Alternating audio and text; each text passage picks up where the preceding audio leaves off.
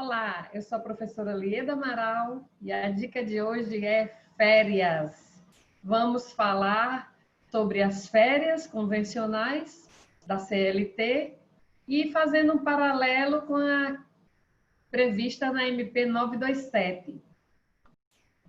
Eu fiz esse esqueminha aqui para facilitar a explicação.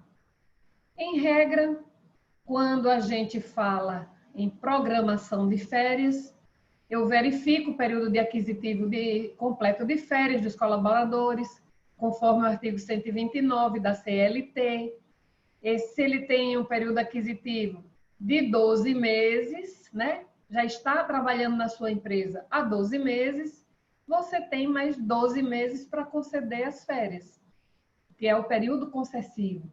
Então, primeiramente, eu verifico o período aquisitivo, observo quais são os empregados que estão mais próximos a dobrar as férias, conforme o artigo 137 da CLT.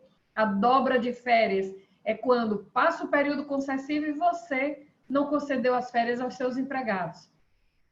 Analisa se para aquele empregado ocorreu afastamento com prazo de até 180 dias no período aquisitivo das férias, de acordo com o artigo 133 da CLT, porque se ele tiver ficado de licença, afastamento, por exemplo, por motivo de saúde, por mais de 180 dias dentro do período aquisitivo, ele perde o direito às férias. Então, é importante eu verificar.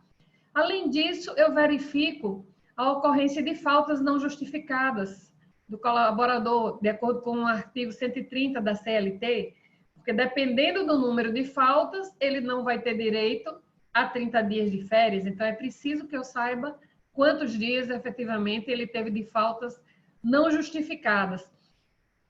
Verifico ainda se, para aquele empregado, teve solicitação de abono pecuniário, de acordo com a CLT e com a convenção coletiva, porque o requerimento do abono pecuniário, em regra, é até 15 dias antes do término do período aquisitivo.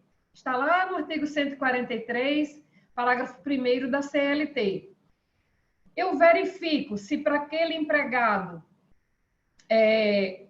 que eu concedi o aviso de férias, eu vejo se ele pediu o abono pecuniário, porque se ele tiver pedido dentro do prazo de até 15 dias antes de terminar o período aquisitivo, a empresa terá que conceder. Isso eu estou falando na programação de férias de acordo com o que reza a CLT. Uma vez que eu concedo, eu verifico o cumprimento, os 2 dias para início das férias, que antecede os feriados ou DSR, do artigo 134, porque eu não posso colocar o início das férias próximo a feriado ou descanso semanal remunerado. Além do mais, a CLT, ela permite que, de acordo com o empregado, com a intenção do empregado, essas férias podem ser usufruídas em até 3 períodos, sendo que um deles não poderá ser inferior a 14 dias corridos, não podendo ser inferior a 5 dias cada um, então, no máximo 3. O aviso de férias é até 30 dias antes do início do gozo, ok? Aí eu comunico por escrito, até 30 dias antes do gozo, dou participação ao empregado. Quando ele recebe 2 dias antes, ele assina que recebeu, ou eu faço o recolhimento no banco e faço todas as anotações no e-social do período de férias.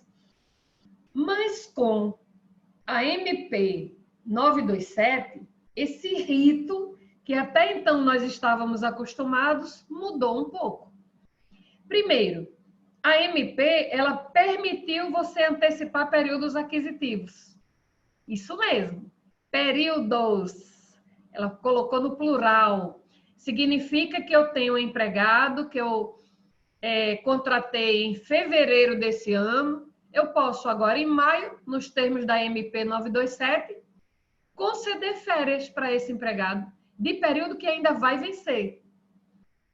de acordo com ele. Acordo individual, eu comunico, de acordo não, essa é uma prerrogativa do empregador.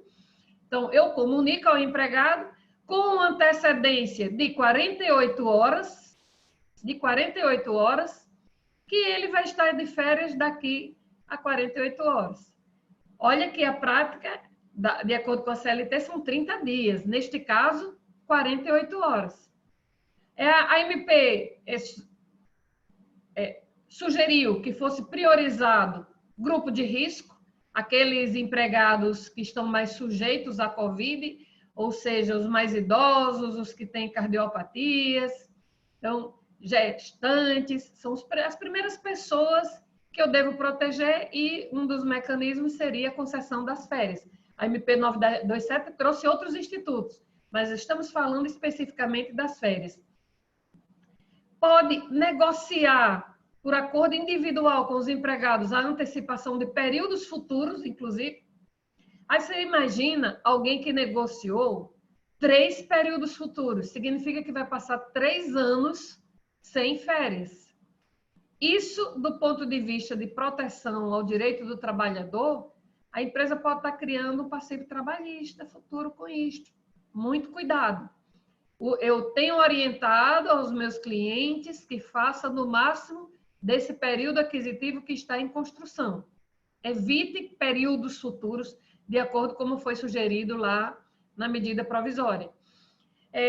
Além disso, esse período de 2 dias de antecedência ainda trouxe mais uma coisinha. Se o empregado ele quiser requerer a conversão de 1/3 de férias em abono pecuniário, estará sujeito à concordância do empregador. Se o empregador quiser, concede. Pela regra da CLT, se ele pedir até 15 dias antes do término do período aquisitivo, eu tenho que conceder esse abono pecuniário. Mas, nos termos da MP 927, não. Se houver concordância do empregador, porque nós estamos em um período de calamidade pública, do Decreto 6, né, de 20 de março, Decreto Federal, que estabeleceu que nós estávamos em estado de calamidade pública até 31 de dezembro, em função da pandemia do coronavírus e as empresas estarem passando por um momento de dificuldade. Em função disso que foi permitido essa concordância ou não do empregador em relação a um texto constitucional. A antecedência, que era do aviso prévio de 30 dias, passou para 48 horas. O período de férias, o período de gozo, que antes eu tinha que ter no máximo 3 períodos, por interesse do empregado, e esses períodos teria que ter um período de no mínimo 14, o terceiro ou o segundo de no mínimo 5. Essa MP disse não, eu não limito a quantidade de períodos, eu limito o número de dias. Não pode ter período de gozo inferior a 5 dias para férias individuais. E coletivas, isto mesmo, as coletivas também seguem este mesmo rito, sendo que nas férias coletivas, o artigo 139 da CLT não precisa ser observado, significa que eu não preciso informar ao sindicato, ao Ministério da Economia, que vou conceder férias coletivas aos meus empregados. Basta, da mesma forma como faço com as férias individual, comunicar ao meu conjunto de empregados que dentro de 48 horas eles estarão em férias. Aí você me pergunta, Lieda, e o pagamento mudou alguma coisa? Eu digo, mudou muito. Por quê? Regra geral, férias eu pago com 2 dias de antecedência. Assina o recibo de férias, ele paga com 2 dias úteis de antecedência. 2 dias úteis.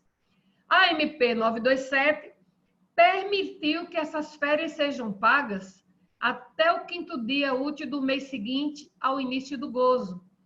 Significa que se nós estamos no mês de junho, o pagamento das férias desse empregado, que foi comunicado com 48 horas de antecedência, será no dia 5 do mês seguinte, consequentemente seria 5 de julho. Mas não para por aí não, porque o valor não é completo. Se o empregador quiser, o 1/3 constitucional pode ser pago até 20 de dezembro, que é a data do 13º.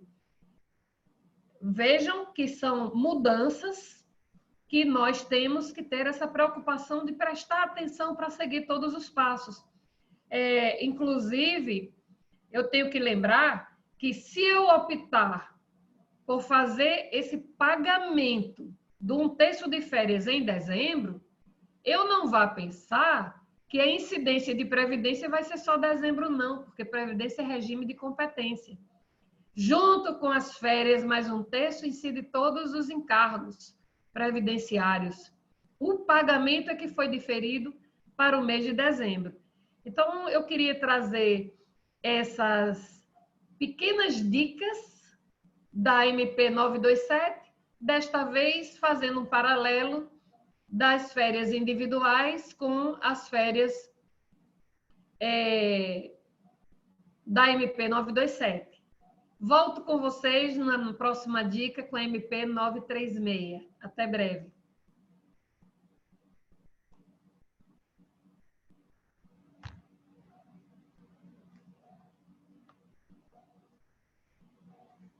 Gostaram das dicas?